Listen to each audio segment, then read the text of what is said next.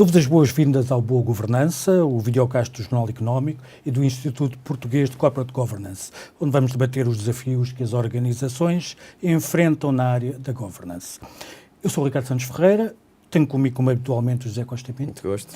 Membro da direção do IPCG e co-anfitrião deste nosso videocast, e hoje temos como convidada a Clara Raposo, professora catedrática de Finanças no ISEG, Lisbon School of Economics and Management, da Universidade de Lisboa e vice-coordenadora do Banco de Portugal.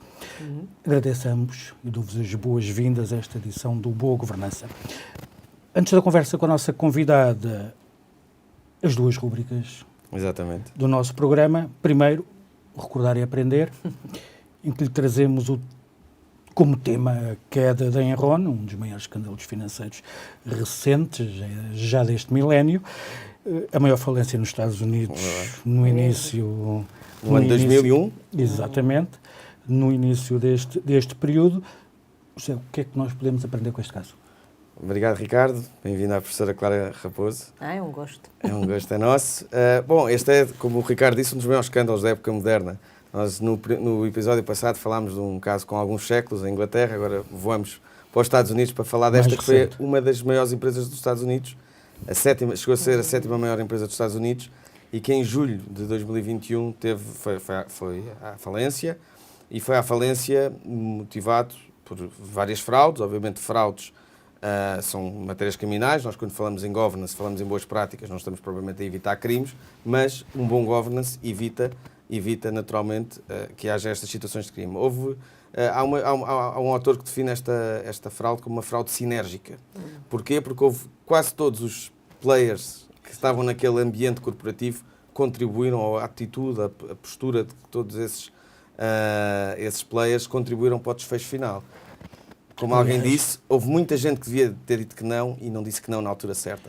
Visto de fora, a arquitetura de governance até parecia razoável, tinha pessoas consideradas competentes, com históricos respeitáveis, mas no final exatamente, os processos não funcionavam. O tal tick the box que já vimos até aqui que não funciona. Mas, de facto, o que aconteceu foi que havia uma concentração excessiva num conjunto de executivos e também de diretores da empresa que concentraram muita informação, que a usaram de forma fraudulenta, que se conluiaram com auditores e com outros assessores financeiros e também legais, que promoveram ao longo daqueles anos uma estratégia de criação de valor puramente artificial da empresa. Que foi uma empresa que subiu, que era o setor energético, como sabemos, e que subiu, cuja valorização bolsista chegou aos $86 por ação, que depois acabaram em 30 cêntimos em julho de 21, mas de facto houve ali mecanismos que foram utilizados para criar valor ficcionado. E isso depois mostrou-nos, e por isso é que temos que os recordar, estratégias de comunicação muito agressivas para os mercados, com mensagens de muito curto prazo para os investidores, o que fez com que muitos investidores fossem de facto atrás do lucro de curto prazo. Depois houve também práticas fraudulentas naquilo que era a contabilidade da empresa, não só no registro dos proveitos, aquela técnica para lá de criativas, mesmo criminosas, não só naquilo que foi o esconder as dívidas do grupo num emaranhado de veículos societários, que depois faziam determinados negócios, onde os executivos tinham também ligações e, portanto, também um problema muito grande de conflito de interesses. E, portanto, esconderam dívida através dessa contabilidade criminosa. Fizeram também um registro de proveitos que sabemos, utilizando práticas contabilísticas completamente erradas, o mark to market, ou seja, eu hoje celebro um contrato de 100 milhões, que é para 20 anos, mas contabilizo hoje como valor da minha empresa, o que obviamente não era um valor real, mas que era comunicado ao mercado como o valor da empresa naquele momento, o que fez com que muitos investissem lá. E depois, quando de facto se dá o escândalo, é um escândalo que provoca, de facto, uma das leis mais importantes nesta matéria nos Estados Unidos, que era a lei Sarbanes-Oxley, de 2022, em julho de 22, e que depois vem mudar o paradigma daquilo que era o controle dos executivos, a responsabilidade pessoal dos executivos, que passaram, por exemplo, só para termos uma ideia, passaram o CEO, o CFO a ter que assinar as demonstrações financeiras trimestrais das empresas sob pena de responsabilidade pessoal. Portanto, novas regras e mais exigentes ao nível do conflito de interesses. Por exemplo, ao nível das auditoras, que também foram muito visadas nesse processo. Arthur Anderson. Exatamente, que era uma das Big Five. Nós hoje falamos das Big Four. Elas já foram 5. Já foram 5, já foram são 4.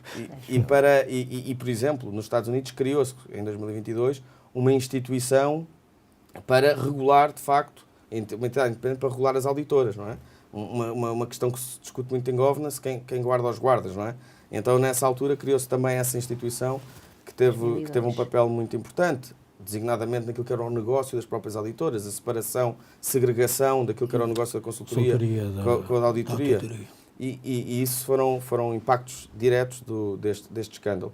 E depois, ao nível do governance propriamente dito, perceber que a importância das auditorias internas e externas, que falharam completamente, a questão da transparência do reporte, como disse, não permitir, de facto, a criação de estruturas, um emaranhado de sociedades para esconder dívida. Depois também a questão da ética, da sustentabilidade, hoje falamos muito da sustentabilidade, aqueles desafios de curto prazo, os anúncios, eles eram muito bons em relações públicas, porque promoviam, muito agressivos na venda e nos festejos que faziam dos resultados trimestrais, que eram completamente empolados, mas que na verdade atraíram muitos naquele contexto também de febre bolsista, não é? Estamos a falar dos anos 90, o escândalo dá-se em 2001, portanto no final da década de 90, que foi uma época muito forte e de grande descompensação em termos de investimento na Bolsa, portanto foi um caso que ficou... Mas ficamos com o caso das relações públicas e da importância das relações públicas para irmos ao Comply or Explain, a nossa segunda rúbrica, com um episódio da atualidade. E neste caso podemos falar no caso Twitter, mais atual, sempre atual. Exatamente. Já podemos falar num caso Twitter, ou melhor... No caso X, Twitter, exatamente. O mais atual era X, mas eu acho que sim, Ricardo. Temos um caso Elon Musk... na forma como intervém no mercado, na forma como usa as relações públicas para alavancar algumas posições e práticas. Nós notámos isso muito mais em relação à Tesla do que em relação ao Twitter, mas uma capacidade de intervenção pública que acaba por condicionar o mercado. Exatamente. O Elon Musk é aquilo que se chama o CEO estrela.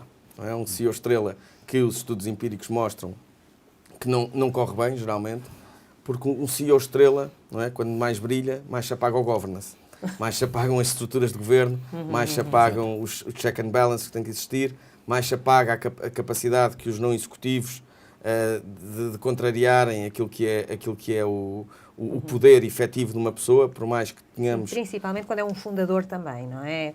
É tudo junto, não é? Eu acho que há aqui uma mistura de ingredientes que faz com que Elon Musk seja um desses CEOs. Neste caso, com um histórico já apreciável. E vejam, por exemplo, a compra do Twitter, que hoje é o X. Todo esse processo, mesmo da perspectiva das fusões e aquisições, é um desastre.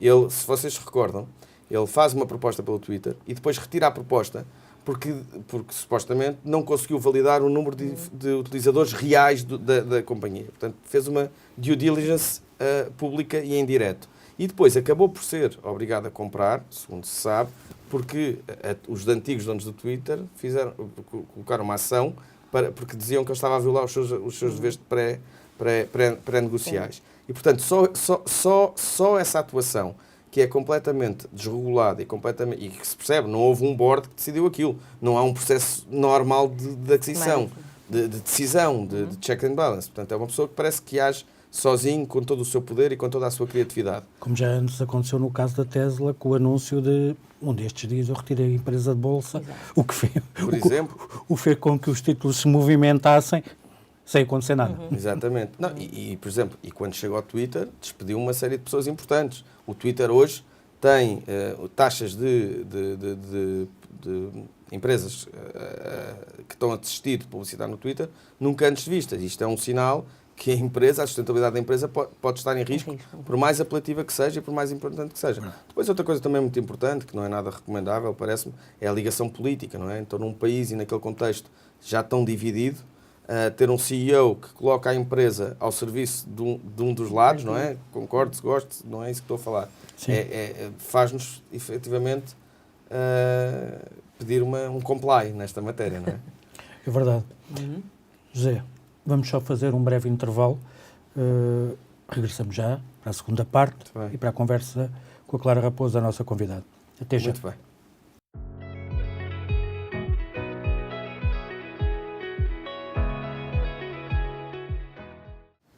Estamos de volta ao Boa Governança, o videocast do Jornal Económico e do IPCG, agora para uma conversa com Clara Raposo, professora no ISEG e vice-governadora do Banco de Portugal. Bem-vinda de novo, obrigada por ter aceitado o nosso convite. E o tema que nos traz aqui é a disponibilidade e diversidade no Conselho de Administração.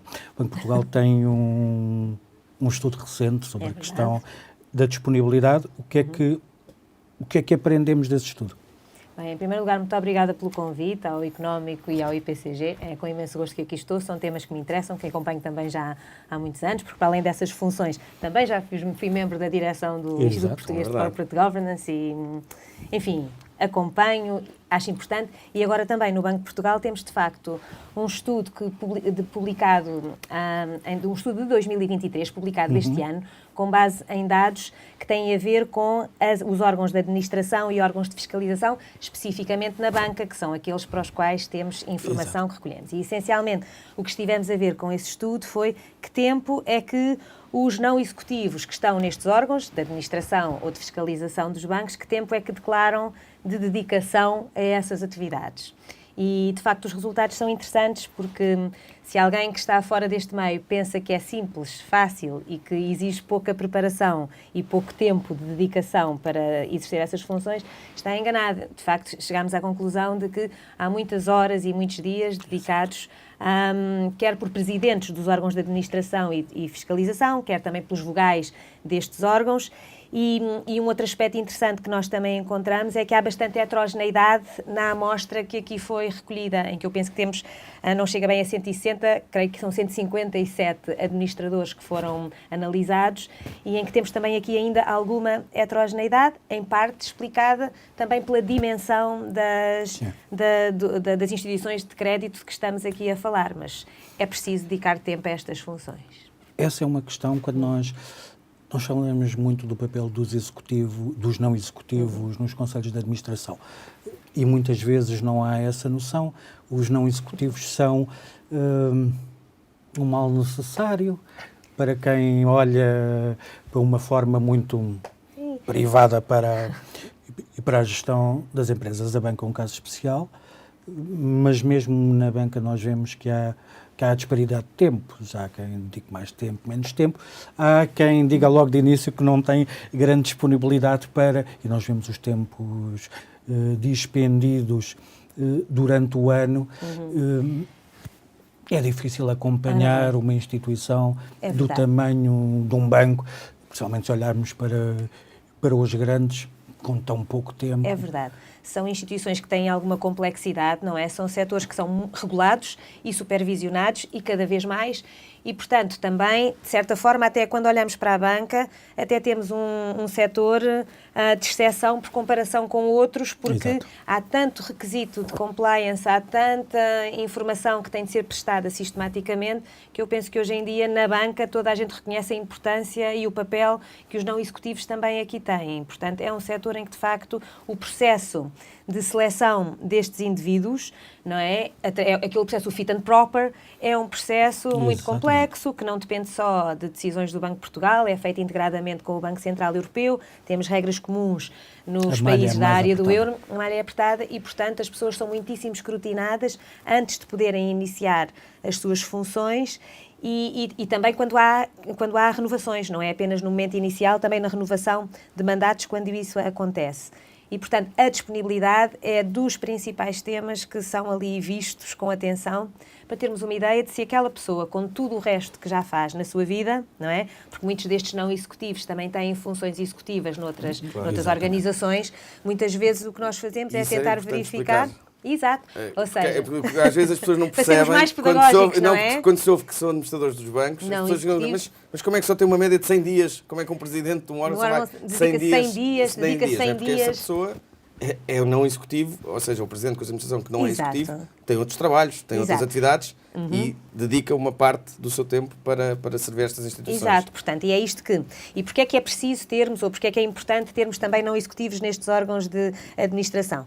De certa forma, um bocadinho como o Zé há pouco estava a falar no exemplo do Elon Musk, etc., figuras muito carismáticas ou às vezes até quase excessivamente, que nós podemos achar, que assumem uma posição de poder tão grande e que às vezes perdem a perspectiva em relação a tudo o resto que se passa à sua volta, e para os acionistas e para os trabalhadores da empresa e para os clientes e fornecedores, etc., é importante termos um conselho de administração equilibrado que consiga trazer para cima da mesa reflexão, diferentes pontos de vista, uma boa tomada de decisão final e depois a execução feita pelos executivos. Exato. Mas os não executivos têm de trazer conhecimento, ponderação, uma boa discussão dos assuntos, diferentes pontos de vista discutidos. É muito importante que isso aconteça.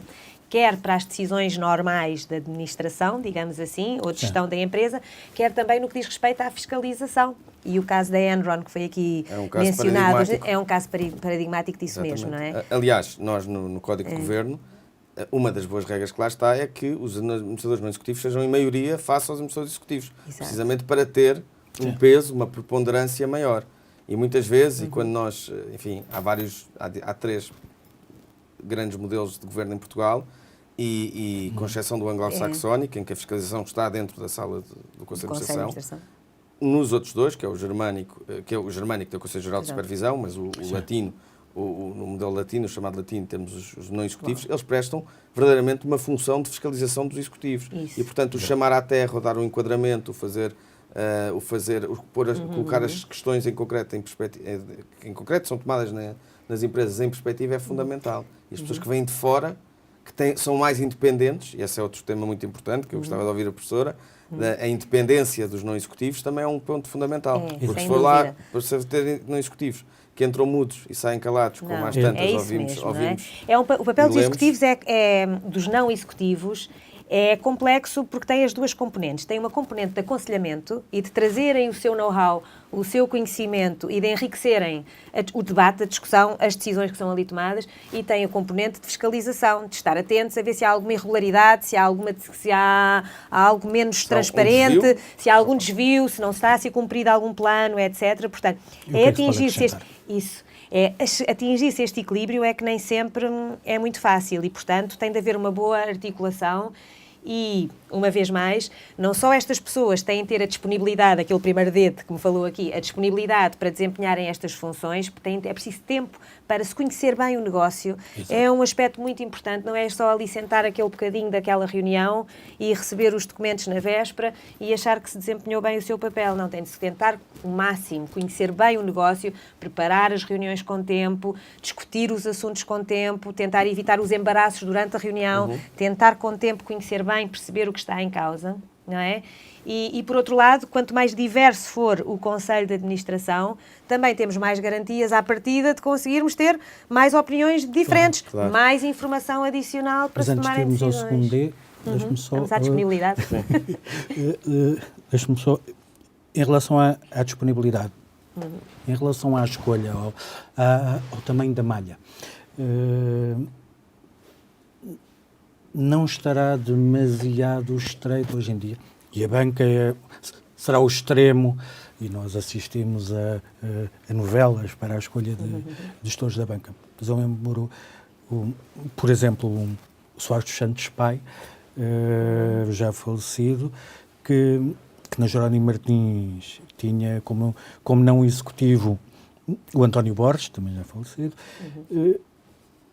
que não era considerado na altura pela CMVM como um administrador independente, já não me lembro exatamente pela razão.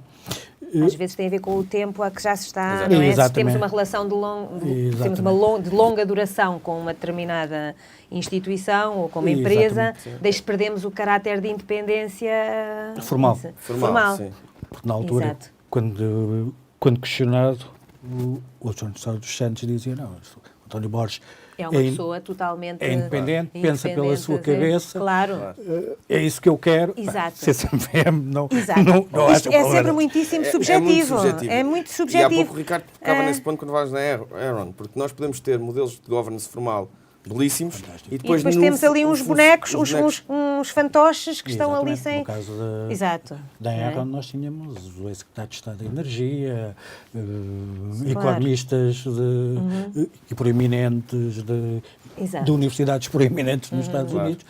Portanto, não, eram Isto, em pessoas última acima de análise, qualquer... depende sempre da pessoa que é, não é? Essas pessoas cá tinham o currículo certo, o percurso certo, não, mas depois, em termos Mas o processo práticos, não existia. não estavam a par da essência do negócio, do que estava a passar. Portanto, isto... Isso é muito importante. É tal quase como... Nós temos aqui estamos a falar de independência e disponibilidade, É dois são dois temas, mas são muito interessantes, porque ambos são concretizáveis. Ou, por exemplo, eu digo, uma pessoa que está há 12 anos, faz 3 mandatos num determinado órgão, perde a independência. Mas pode não ter feito nem numa semana e já não ser independente, mesmo claro. que formalmente o seja. Exatamente. Claro. E a questão da disponibilidade também. Eu vou medir por dias, são 103, são 79, são 89, Exato. e posso Onde ter é uma que pessoa que até lá para? tem 150 dias e não está nada disponível, porque pode lá estar sem Sem substância, Corpo sem estar. presente. E portanto, por isso é que o governance é tão complexo e é um trabalho que nunca acaba, não é? Exato. Porque de facto é muito importante estarmos sempre atentos mais aos sinais concretos das instituições do que propriamente às vezes termos um governance que formalmente está belíssimo. impecável, mas depois na prática Não não funciona. está, nada funciona, é artificial. É isso que se tenta evitar, não é? Portanto, não é só termos as regras, é depois também acompanhar, no caso dos bancos, há acompanhamento do próprio supervisor, tem reuniões com estas pessoas, desses órgãos, também com os independentes, com os não executivos, para acompanhar e para ver se estão de facto a par do que se está a passar na instituição, se acompanham o negócio, se tudo está a funcionar devidamente, se a auditoria interna está a funcionar bem, como é que está... Enfim, o trabalho é acompanhado, não pode ser só tick the box, preenche ali umas cruzinhas, está tudo certinho e está... Não, tem de se ver na prática, acompanhar a E há evolução mais da empresa. exigência dos agentes de cada setor? Por exemplo, na banca, os acionistas requerem processos mais sólidos, Com gente certeza, com não maior é? capacidade. Estas regras não surgem por acaso, não é? Surgem depois de virmos de escândalos como aqueles que vimos aqui no início deste videocast, não é? Tivemos escândalos que alertaram para a necessidade de ter melhores mecanismos de controle, os tais melhores mecanismos de governance que o José Costa Pinto já aqui nos mencionou, e depois, no caso da banca especificamente, também tivemos uma crise financeira importante em que vimos bancos de grande dimensão até terem aqui processos de grande dificuldade, e em Portugal também temos situações dessas e, portanto, todos passaram a estar mais atentos à composição daqueles conselhos de administração, à forma como, que pessoas é que ali estão para tomar estas decisões e para protegerem os interesses dos diferentes tipos de acionistas e não só, não é? De outros stakeholders que aqui possam aparecer. Há essa consciência, os acionistas da banca sabem que é importante terem boa gestão e que, portanto, a governance condiciona, ou a governança condiciona a qualidade das decisões de gestão e, portanto, do valor do capital que eles ali investiram. Claro que os acionistas da banca, se calhar, como os outros todos, vão a determinada altura dizer isto sai caríssimo, isto traz... passamos metade do nosso tempo e investimos numa determinada empresa, neste caso seria num banco, e só, enfim, tudo o que eles aqui têm de fazer em termos de conformidade com estas regras consome imensos recursos. Todos nós sabemos isso, não é? Por outro lado, é também uma garantia de que os riscos estão bem geridos, de que o negócio está a ir de acordo com o plano e podem confiar mais naquilo que a empresa, ou neste caso o banco, lhes apresenta, não é? Que aquilo que transparece para o exterior não é só cosmética, tem de facto os fundamentos bem verificados, acompanhados, etc. É um preço que se paga, não é? E para os restantes stakeholders é Com também certeza, uma e muito garantia importante que a para todos. organização É isso. existe. Importante. E como hoje em dia cada vez mais os stakeholders são chamados a arriscar por aqueles com quem trabalham, a cadeia de valor passou a ter uma importância diferente, claro. diferente do que tinha há alguns anos. Sem dúvida. É preciso garantir que são todos assim. Nós já estamos no final do nosso tempo. Estamos quase. Passa Mas- rápido. Incrível isto. Mas Passa antes, rápido. ainda temos um segundo D, o da diversidade. Em relação à diversidade, como é que que evolução é que se tem notado Ora bem, neste setor? Bem, a diversidade muitas vezes, quando se fala em diversidade no Conselho de Administração, muitas vezes resume-se isto ao equilíbrio de género, não é? Exatamente. A termos mais mulheres, porque normalmente são minoritárias, mais mulheres em órgãos de administração e de fiscalização de empresas, banca e não só, E uma vez que encontramos uma percentagem muito maior de mulheres qualificadas versus homens do que aquilo que depois temos nos órgãos, no topo das organizações. Sim. E, portanto, quanto à diversidade de género, temos tido algum progresso, não é? E as regras na banca têm exigido, de facto, progresso nesta matéria e alguma coisa vamos encontrando. Ainda não há paridade, não há um equilíbrio. E ao nível dos papéis executivos, não executivos, Não executivos, há muito trabalho a fazer. há aí, muito não é? trabalho a fazer, porque muitas vezes as mulheres ocupam as tais funções não executivas. É mais fácil isso do que escolher mulheres para funções executivas. Isso terá muitas explicações por trás. Isso era uma hora aqui de Ou duas. conversa Ou sobre duas. isso. Sim, e eu falo sobre isto com muita propriedade, porque Claro. tenho exercido dos dois tipos. E, portanto, dos dois tipos de funções, as executivas e as não executivas, e compreendo que, por Mas já vezes, está há dificuldade em melhor. lembrarmos de mulheres, Sim. não é? Quando estamos assim em reunião, muitas vezes as pessoas não se lembram de mulheres para as funções executivas Exatamente. e tal. Nós tínhamos essa E, questão em portanto, relação aos reguladores. É algo que temos de Quando se mudar. começou a falar na alternância, mas agora quem é que se vai encontrar? É. Se olhava para o, É verdade, para o mas quadro dos isso é- reguladores e não havia. Mas o que é Há facto falta é... de imaginação, há falta É de que a acho que pessoa tradição. acho que é uma falta de encontrou-se tradição. sempre. É um caminho que se faz. Acho que Mas, esse é o já tema. agora, mas deixe-me só dizer, não é?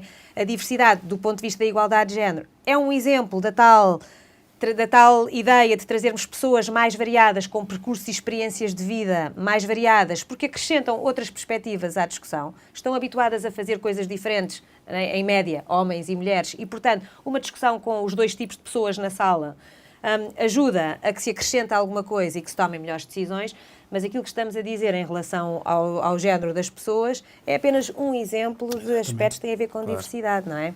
Há muitos outros que são importantes, não é? Não devemos vir todos da mesma escola, sermos todos do mesmo clube, termos os filhos todos no mesmo colégio.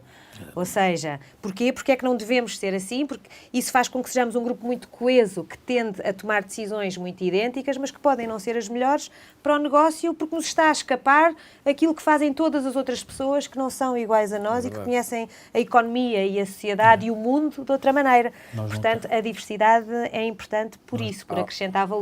Quer dizer, há um autor que diz que é a perspectiva do outro que nos enriquece. Exato. E nas instituições é a perspectiva dos vários perfis que eu consigo agregar numa sala de reuniões de administração que vai enriquecer a instituição. Exato. E isto é fundamental. E a discussão da diversidade, como a professora dizia, vai muito para além do género. Aliás, o Código do Governo das Sociedades diz, fala expressamente isso, que o género é um dos fatores, mas há outros tipos de diversidades, de background, de Inclusão. currículo, de localização, de experiência profissional, tudo Nós mais. notamos isso agora E nas essa- equipas dos projetos de inteligência artificial, que estão exemplo? na Variadas. engenharia e de repente Vão buscar começam a ter perfis. de ser multidisciplinares. É isso. O geracional, que é super importante, Também, não é? Ter consoante pessoas o que setor representem. que estamos a falar, é muito importante. Senão não sabemos de 30, que é que 40, estamos. 50, não precisa ser todos 60. verdade, é Também verdade. não, olha, outra diversidade que agora se fala, das pessoas mais velhas, que aqui na nossa sociedade, nós, os mais novos as e franjas, as não é? franjas, há sempre muita dificuldade em abrir a porta às franjas, quer aos mais novos, verdade. quer aos mais velhos. Isso é muito importante ser muito trabalhado. E o governance dá um grande... Estes processos e esta Um transformação grande para ajuda estes nisso. conselhos, eles próprios mais inclusivos e mais...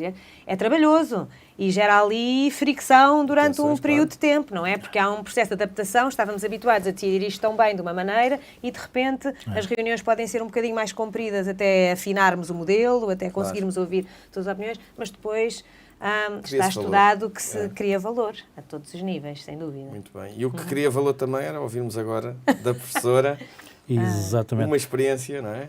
Uma sugestão de boa prática. Boa prática. Uma sugestão de boa prática, não vou dizer assim nada de particularmente inovador, mas várias coisas. Uma muito concreta. Uma coisa muito concreta que se deve fazer quando se está num órgão de administração e se é não executivo, isto é um exemplo, principalmente para quem preside estes conselhos, é não perder o fio à meada, ou seja, é fazer um bom follow-up dos assuntos que são abordados nas reuniões, porque por vezes há a tendência para quem está na empresa, os executivos, etc. e tal, preparam as agendas, os assuntos são ali tratados, são tomadas decisões, etc. E depois nem sempre se faz o acompanhamento do que é que aconteceu a cada um daqueles pontos e na reunião a seguir já são outras coisas e, entretanto, esquecemos e toma um café e arruma a mala e faz não sei quê e os assuntos esquecem-se. Portanto, um bom follow-up dos assuntos não perder o fio à meada, de ser-se organizado e acompanhar os assuntos, todos os que apareceram, do princípio ao fim, ter um timeline para os assuntos e conseguir arrumá-los, iniciar, encerrar, saber o que é que aconteceu. E isso acho que é um bom planeamento e o acompanhamento e uma demonstração também perante os executivos de que se está a acompanhar o que se está a passar e não se é um mero espectador. Acho que é uma boa recomendação para um não executivo Está que nem tudo a tomar sempre notas agora. Quem nos acontece. ouvir está tudo a tomar notas. E relacionado com isto, conhecer bem o negócio, fazer um esforço adicional para conhecer o negócio, mesmo que se esteja numa função meramente em termos relativos de fiscalização, não é só olhar para as contas e ver se detecta alguma irregularidade ou se está tudo de acordo com os objetivos, tentar perceber o negócio e fazer um esforço de conhecer a empresa melhor por dentro. Tá. E por último, esta é que é mesmo muito difícil, não é? Porque por muito que tenhamos boa governança e boas regras, os maus comportamentos e fraudes, comportamentos desviantes podem acontecer sempre, é tentar fazer-se um bom ajuizamento de caráter das pessoas com quem estamos, com quem trabalhamos, com quem lidamos à nossa volta e tentar perceber se há ali alguma tentativa de fazer algo menos correto e travar imediatamente e marcar bem a posição. Quanto a isso, acho que também é um aspecto importante, mas para isso não há nenhuma técnica em especial que eu consiga ensinar a ninguém. Exatamente, não, é ter esse feeling e estar atento. E a independência é muito importante para saber levantar a voz. Verdade. Lá está, como no primeiro caso que falámos, houve muita gente que devia ter dito que não e não disse que não quando devia ter dito que não. E às vezes e depois isso tudo acumulado permitiu-se fazer alguma coisa muito danosa. Para terminarmos, mesmo para terminarmos, sim, uma sugestão cultural.